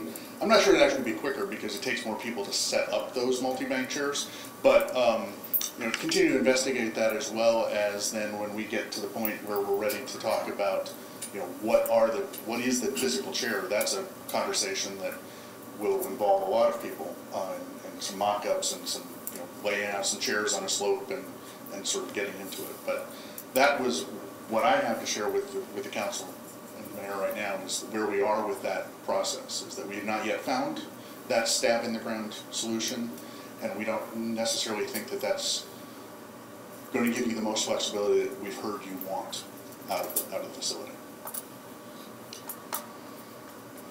Any questions? Mr. Hanson? I guess, and correct me if I'm wrong, kind of the rule of thumb, you go to Ruth Eckerd Hall, you go to the Straz, there's no center aisles to speak of. So the further you have to go from, say, a center seat to an aisle, the more space you allow for people to be able to go. I mean, if I've only got to inconvenience 4 people, if I'm in the center seat of the section and all I got to interrupt 4 or 5 people to get to the aisle, you don't need as much space. But if you've got a longer way to go, they allow for more, correct? That's absolutely correct. And the layout is sort of graphically shown there assumes that there will be multiple internal aisles and that the row depths, sort of chair to chair depth is set up to accommodate, and I don't remember off the top of my head, if it's 10 chairs in a row, that defines a minimum. We generally, whether it's amphitheater or performing arts theater or multi-purpose theaters, don't ever want to plan for less than 3-foot spacing. If you've been to some of the old vaudeville houses, the Broadway houses, you may find as narrow as 30 inches or even 28 inches. So modern comfort, modern expectation says minimum 3-foot row spacing. And that then determines how many chairs we have to have in a row before we incorporate aisles. But you're absolutely right, sir. Just a comment, maybe staff can answer that. Outdoor venue, that might be dictated by fire marshal code too. I don't know. It is, when it's my involvement in the events, how wide those aisles have to be. Absolutely. I've never seen one 3 foot for nothing. The width of the aisle absolutely is determined by the number of people, but the row depth, minimum. Oh, the row depth, I understand. I think, Council, the one complaint that, I'm sorry, did you have a question? I'm trying to get it into a question. Would you mind talking with the folks in Ruth Eckerd Hall, because they are the ones who suggested to us the row chairs and sinking, and they might be able to give you whatever source that they had. Ahead, of course. Thank you. I think the one complaint that we all hear when we go to an event at the park is that the folding chairs that we have aren't very comfortable. And we try to, Too close. they're too small, they're too close, and they end up being torn apart when we try to tie them together. Are you looking at that same type of size chair, or is there a larger, more comfortable, stackable fold? Yeah. Yes, stacking chairs certainly have changed a lot.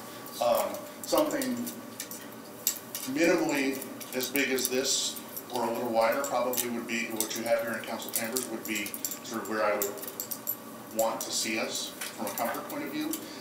And the ganging mechanisms, which are absolutely required by, that hold the chairs together, so that, as the fire marshals will tell you, so that, you know, when an exit event happens, those chairs don't interrupt the path, I think are much more robust than, you know, maybe what you have currently, you know, on your chairs, which I don't know off the top of my head. Wire ties. Zip ties. So there are intentional attachment points on the stack chairs so that they are, you know, not simply relying on wire ties.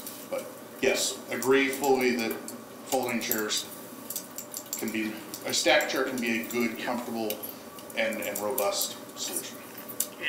And along those lines, maybe we ought to make an announcement before each event that the reason that the chairs are tied now is for an individual safety. You know, because I can't recall an event that I've been to that's, you know, somebody had already torn apart those ties. Well, then you have to talk about the panic. They're there in case there's panic. Yeah. Maybe a All right. message. Any other questions of Mr. Sprague? All right, well, Council, here's where we are. Mayor, if I could, I just have I'm a sorry, couple Mr. different, Acton. I got a couple different items to Oh, okay. follow up on right at the end here. Okay. After the other gentleman went. The first relates to some of the capital numbers that we heard that I received from Mr. Daryl. Maxwell, you've got to talk into the, Sorry, it's over here. you know, or loud, or turn his volume up because, Oh, I can certainly do that if you'd like.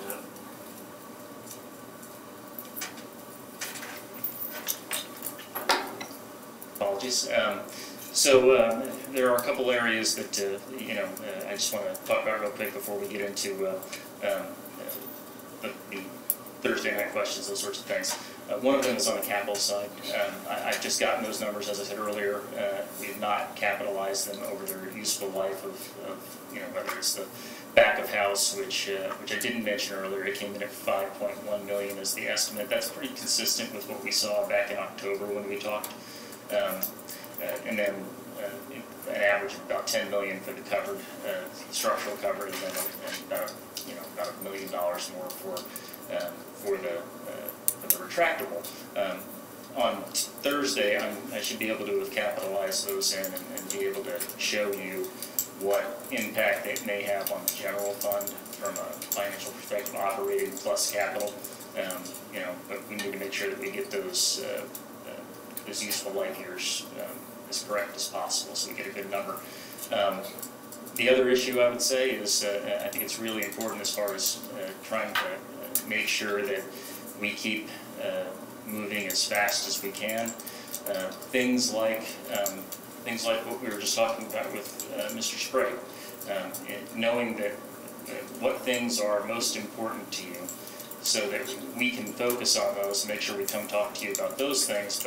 But there are some things that having those specific conversations about every item in the plan will stretch out this conversation. So I would suggest that whatever sort of the high priority items are that you want to see at several levels as we go through the design process, because once we hand it to them, my preference is to go and not to continuously come back to council on various items. So that would be extremely helpful to us if we can get those most important one or two things that you've got. So just wanted to say that, and happy to answer any questions.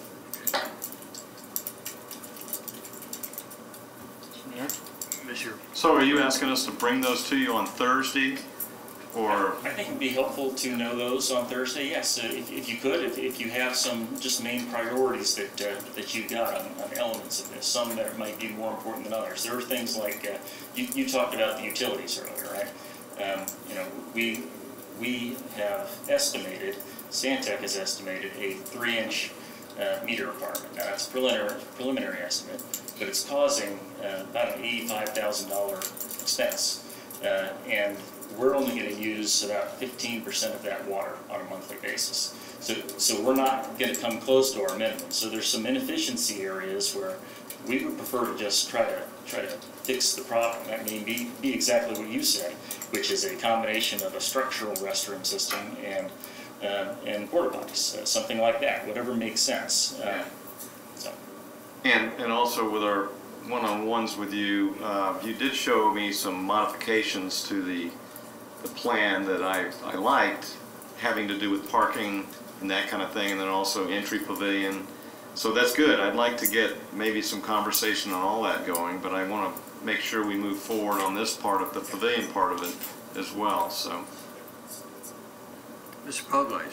Would it be beneficial for you to give our major concerns and priorities to you tomorrow during our one-on-ones? Sure, yeah, to be prepared whenever you're ready to share that. as opposed to Thursday. Absolutely, yeah, we can talk about that. That gives us a little more time to maybe respond at the council meeting as well. If we talk a little bit about how that affects us in our design process. Right. Yes. Will we also Thursday get some visuals, about a permanent type roofing? Because today, what that may look like, options, cost. I know we got somebody threw a number out there. Yep, and that number that Daryl gave to me and I sent out to you all. He has a rendering that includes both a permanent version of it and a retractable version of it. So I will provide that as well. In the one-on-ones, I'll give that to you. And then I'll just give you one question now. On that fixed roofing, to me it seems like the panels could be a lot bigger with a fixed roofing, so you would actually have less vertical implanted support on the park, structurally. Possibly. I don't know the answer to that off the top of my head, but we'll... You know what I mean? Less intrusion on the artificial turf. Sure. Yeah. On the cover. Let us check. Let me check with Daryl and make sure that's correct. We'll get you there. All right, thanks. Okay. Go ahead. Yeah, my two main concerns are not being in competition with Ruth Eckerd Hall. And so that has to do with the number of seats. I think it's better closer to 4,000 than to 3,000. 2,500 would be in direct competition with them. And my preference is to go with 4, at least provide for 4, whether we ever put up 4 or not. At least let's give us that opportunity. If we miss the opportunity, we'll never be able to expand the roof 10 feet to however much would happen. And then the type of fabric of the roof, I think, is important too. I think the most beautiful are the tent type fabrics, and there are good quality things that aren't canvas anymore that will last and are beautiful. And then the kind of seats, as long as they're safe and available and can be rapidly put up, taken down. I'm trying to think of what we're going to use that football to 2 footballs field size for 230 days a year when we're not having performances. And I really see taking up the chairs, then you have half shade and half, a third shade and 2/3 out in the sun. Being a senior citizen, I would head for the shade as soon as I could. I'm good. We've got a one-on-one scheduled for Okay. Thursday. Well, Council, I think we need to keep in mind as we go forward here that every time we throw something out that needs more conversation, that delays us going forward. And I would hope that by Thursday, we're ready to make these very difficult decisions. for example, I came here and I still want a retractable structure, but I'm beginning to feel that that's not going to be feasibly possible or economically possible. But what I do want, and I hope that y'all will agree, that what we need is something iconic, that something stands out, that, you know, we can be, you know, proud of as a city, whether it's used as a park or used for events. And, you know, to do that, you know, it may be just 3,000, and I'll figure out a way to make it a little larger. But we have to keep in mind that the whole area was designed not as a big permanent out, you know, it's not designed to be a St. Augustine amphitheater. That's an entirely different type of facility. And we need to keep that in mind because, you know, our residents are expecting certain things from us too. So let's by Thursday be ready to say we want seats of X number. Because until we do that, they're not going to be able to do anything. Am I correct? Correct. So we need to decide that. We need to decide, you know, what type of roofing we do want, or do we want any, you know, maybe we'll decide we don't need a roofing. You know, maybe we can decide that if we do something else, we don't need the roofing. I don't, you know, talk to Mr. Maxwell and the staff, you know, between now and then on that, because that's a question that is going to, you know, it's going to dog us, you know, until we have that final conversation and final vote. And then we didn't discuss the rate any today, and I know Mr. Cundiff had brought that up a couple of times, but help us, you know, just bring some clarity to that, because I know that was one of the points that you were raising, Mr. Maxwell. Right, so we have, this is, and it's, I understand it's here, so let me see if I can zoom in here a little bit. This was provided by Kyle. Speak loud. Yeah. This was provided by Kyle from Stantec, and it's sort of hard to see the whole thing at one time. But on the left there, you see the, you know, sort of the points where the measurements that is on the right are being shown from. When I move over here, you'll see this was sort of the at least a portion of, and I'll go down and you'll see the rest of it. A portion of this is the stage here, right in this area, and this is the seating area. That's the rake for the seating area down through here. Okay. And the mouse is a bit jumpy, I apologize for that. Now below here you can see where they actually show it pulled back a little bit. So so this is the rear portion of the green. And it does have a retaining wall, but it's not the 10-foot retaining wall that we looked at the previous meeting. Would you like to help? Sure. Kyle Steele, landscape architect with Stantec. So what Micah was just referring to is that you kind of see a ghosted image, like a hand rendering underneath. And this was very original, very preliminary stuff where we had just a band shell, so just a stage and a lawn. The seats weren't there, we weren't designated an area for a certain amount of seats. It was just a wide open green with a band shell at the end. We sloped the lawn from the band shell all the way out to the green, or end of the green near the drop-off plaza. It was a 2% slope that required a retaining wall at the end to hold up the lawn. It was approximately 4 feet, maybe 5 feet at most. We have since been playing with that design so that we can move the high point inward so that we could reduce the retaining wall on that side of the green. So we can play with that high point throughout the design process.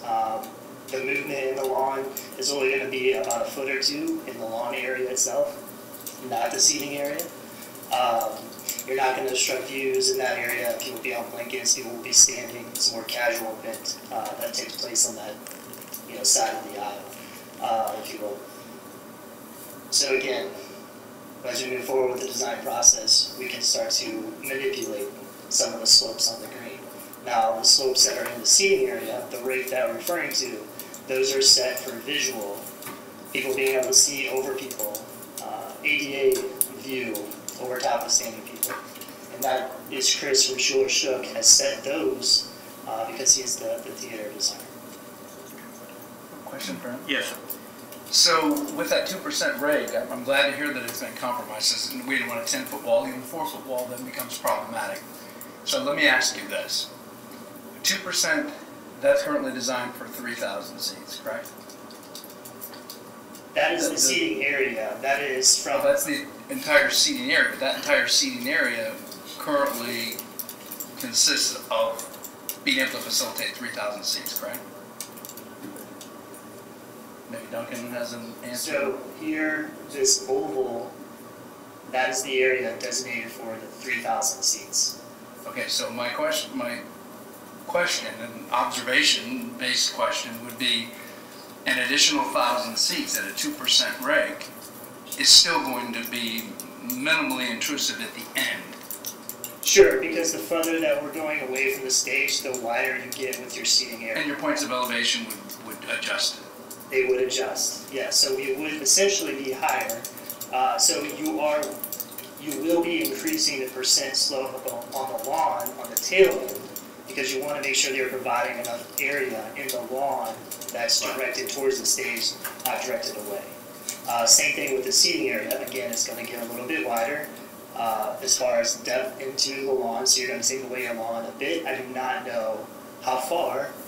We have done a seating study for 4,000, so I can go back and confirm that, and I can send that information back to Micah. But based on the front of the stage, basically the hole in front of the stage is a little deeper, and then you go up to minimize the impact of the transition from the end of the seats to the green, so there can be more. Is this a correct assumption? Yes, so there's no 2 or 3 foot retaining wall. From what you're saying, no. Chris, you want to come and explain that? For the seating portion, for the lawn portion, it's a little bit different. We can adjust slopes there, but for the seating portion, adjusting slopes are harder because of viewing. The concern I know that a lot of folks are going to be is the transition, the connection from where the seating potential area, whether we use it all or not, that transition needs to be smooth and not aggressive so that it's, what's the right word I'm looking for, consistently being able to use this. You can use the green and actually slip into maybe where the undercover is. Right. Yes. The only thing I would say to why I was saying no is that if we increase the seat count, we would not want to lower the front flat section further to compensate for the extra. We just work it out over the course of this. We don't want to get the stage so tall that your first few rows are looking up more than a few feet. Well, that and the fact that your venue is basically at sea level, you can't dig very deep before you start having water issues. So right now we're probably at an elevation we don't want to go much further, maybe a few inches, but we don't want to swimming pool. Mr. Albrecht. Okay, so you said the crest, and I didn't realize there was a crest in the middle of that green areas. I thought it was just going to be a gentle slope all the way to the retaining wall. It's gentle. Yeah, so it's a gentle crest. Now, if you're standing at the retaining wall, does that drop from the crest? How far does that drop from the crest to that? Is it 2 feet? Or I guess, whatever it is. 1 foot, 2 foot, I mean, it's a gentle slope. You're not going to know, it's just crowning a sports field. That's all we're doing. Okay, so you're not going to really know there's a crown in any particular spot. 2% slope is usually the last slope that's undetectable by the eye. Is it kind of like a crown in a 2x6? It's probably gentler than that. We're really just getting water to move, so we don't have any puddling. Okay. Mr. Kuhn. Thank you, Mr. Mayor. Am I assuming correctly that the 10,000 people who are on their feet in the green part behind, they're not necessarily interested, it's not important that they see the stage because they're going to have the big screens during the big shows. That's right. they're gonna be able to see the stage. Yeah. But they're not in their chair next to us. And then to start a whole new round of questions, council, before we finish for the day, the question on the artificial grass concerns me to a degree from the standpoint of the puddling that you're talking about. If it runs down there, where is it? It actually artificial turf actually drains really well. It's Okay. designed to do so. Okay. There'll be- But my concern is after, when we're not having events there, what's the potential risk to the city for injuries? Because we hear all the time, all the time about some of the ball players not really liking to play on artificial turf compared to grass. And is that an issue that we need to concern ourselves about? So I think you're kind of thinking of the old AstroTurf where it was really hot and it was like falling on concrete. I played on that. Yeah. It's not fun. Artificial turf has come a long way. Okay. The way that it looks, the way it feels, the way that it drains, the subsurface. You're not necessarily going to be playing a sport in the area on this. So I would think that the quality of the product is going to be safe. Okay. I mean, I've enjoyed walking on Tropicana Field when we've had events there, but I keep hearing that they change it every year or every other year, so They don't have to pay for that. They don't have to They pay get for the that. manufacturer to pay for that. Okay. But Mayor, if I agree with you. But I've also heard, and again, we haven't made our decision on the seating, but when you talk about there's a real risk if we're going to have some sort of track in the ground there, and then we're going to have the chairs go on the tracking and slide into position for use. When they're not, that tracking has to be basically, my understanding, some of it will have to protrude above ground. And when you do that, that's going to be a metal track protruding above ground level. Somebody tripping their head on that, we're in big trouble. Yeah, I wouldn't. We're creating a real issue there. Yeah. So. Mayor, we can try to bring some additional information about artificial versus natural turf, for the Thursday meeting. Try to get you that a little early. If y'all had thought about it already, it sounds like go ahead. I was just.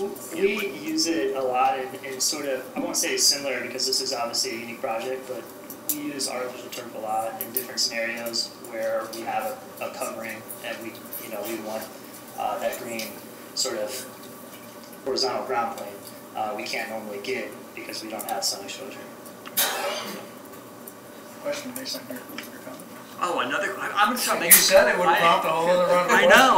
questions. I'm gonna stop doing that, Mr. So, Probles. as an owner of a swimming pool, we have deco drains too, and I'm guessing if a facility of this size, even at such a small slope, that water's going to go somewhere. And if we're getting ahead of ourselves, I'm sure this is design phase stuff. Yes. But I'm sure there would be that. And one of the things we saw was the artificial turf, I see the quality of artificial turf we've used at the lawn center.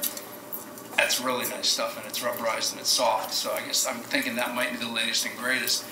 But what I saw in one of the things that Mr. Webb showed us, one of the amphitheaters, it had the artificial turf, or maybe it was road grass, but that particular one, and the walkways were like the rubberized cement. So that not only does it delineate, it's already fixed, but then you have all this grass area where all the other activities take place, and it also delineates more precisely where the chairs get and how they get set up, which is easier for anybody that's having to set up 4,000 chairs. So you're saying the chairs are on not the artificial turf, they're on No, they are on the walkways.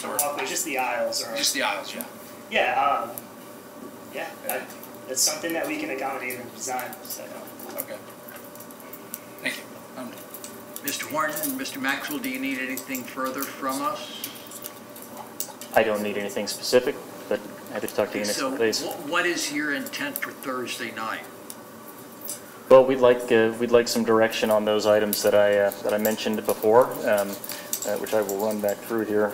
You mean the 4 points, the Correct. Comfortable with the financial? Correct, the financial feasibility portion, and of course I will bring some additional capital information so you can use that in the decision-making process as well. Also, you know, what type of roof, whether or not you know, we absolutely want to do permanent or temporary, or if we want to, as I believe was suggested previously today, you know, maybe start design and look at both options and see what makes sense once we get you know, a design that we like. You know, and then also sorry, this has gone a little small on me here. Let me zoom in here a little bit. Also, you know, the rake, we just talked about a little bit about the rake, making sure that, you know, in general, you know, you're not looking at the one that has the 10-foot retaining wall, which I'm fairly certain you are not, and something more consistent with what Kyle was just talking about is acceptable. And then also on what other elements outside of the green you might want to talk about, so that we can try to get you know, a design work order together that that Stantec can operate quickly off of. So part of that is knowing what those you know, those areas that are of most interest to you are, that we talked about, and you know, getting one or two items that are very crucial to you, and making sure that we know how to best move forward on with those. Mayor, Mr. Warren. we will send you those 4 things so that it is crystal clear to you what we would like for you to decide on Thursday. My sense of expectation is that after Thursday, we'll have some pretty specific direction on seating and roof. Now, you know, we try to get to perfection, and sometimes we can't. And like you were talking about, questions keep emerging. What I would like to know is that between now and Thursday, if it appears that we just don't, you all are just not ready for a Thursday decision, then I think we should focus on how best to use that time, and focus on those areas where you still seem to be struggling with, you know, decision making. And one way we'll know that is just to check with each of you between now and Wednesday, so we can adjust that time usage. But my desire is that you can give us some pretty definite direction. Mr. Albrecht. One more question, Mr. Mayor. We're going to take a break if we have too many more questions. Okay. Well, I remembered now what Okay. kind of Why went you away that forgot? time you asked me. Okay. And this is directed to you as well. You suggested under leadership that we put together an advisory committee, and ULI suggested that we did the same thing with a conservancy. So I was asking you if that could be something that's the same, or would there be an advisory committee separate from the conservancy on the whole park? I think it could be combined if there was some ability to take care of both things, yeah. Okay. I didn't anticipate that, you know, that would be one of his recommendations, because all along we had been kind of conceptualizing what does a conservancy really look like. Yeah. But since he has provided that, then that's just something we can fold in to our considerations. Kind of made more, clarity to me on exactly what the conservancy would do. And I think folding it in is better, because then it's just one body. Yep. Because if you have 2 different committees talking, it'll only confuse us.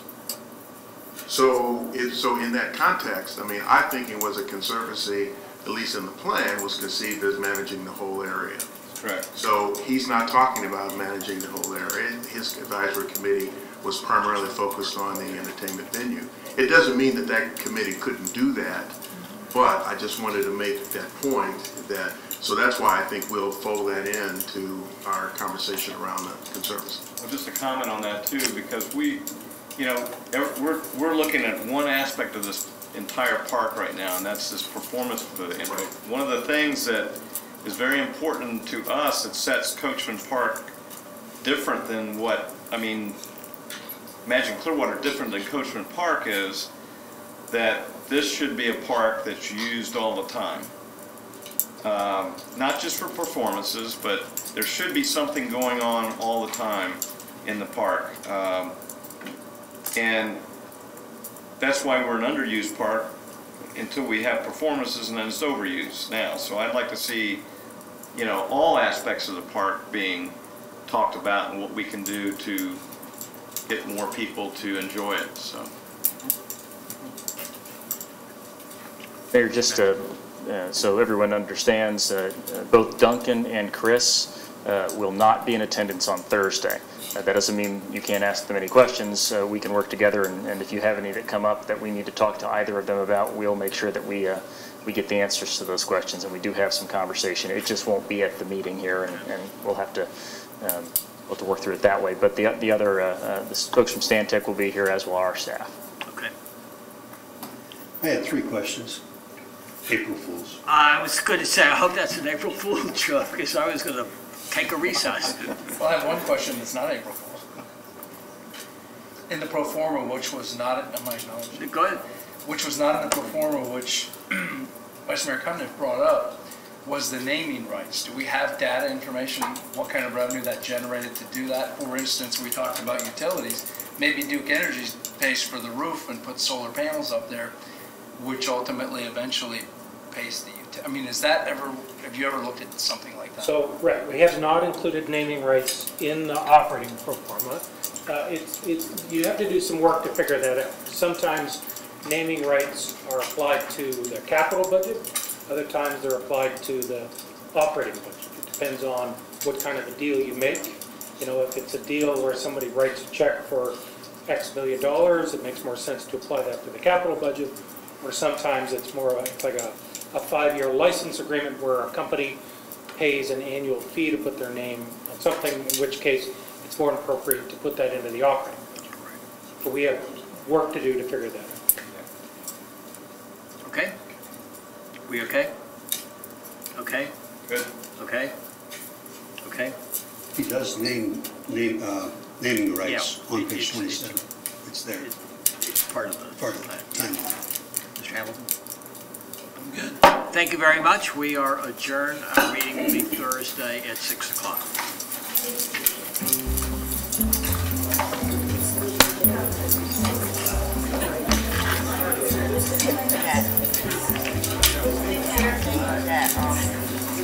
That